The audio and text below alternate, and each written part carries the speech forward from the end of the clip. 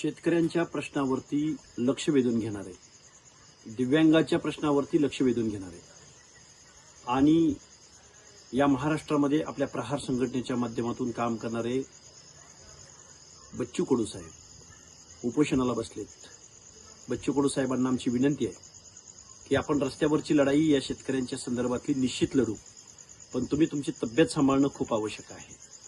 कारण तुम्ही तब्येतीची काळजी करून तुमचं जे उपोषण सुरू आहे, कारण उपोषण सुरू असताना जे काही यातना होतात, जो काही क्लेश होतो, हा आपल्या शेतकऱ्यांच्या प्रश्नावरती निश्चित सकारात्मक असला तरी तुमची तब्येत महत्त्वाची आहे।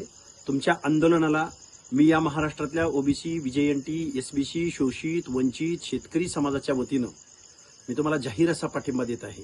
वेळ पडल्यास मी अमरावतीकडे यायला तयार आहे, येऊ सुद्धा शकतो, येतो, पण तुम्ही तब्येत सांभाळून उपोषण करावं।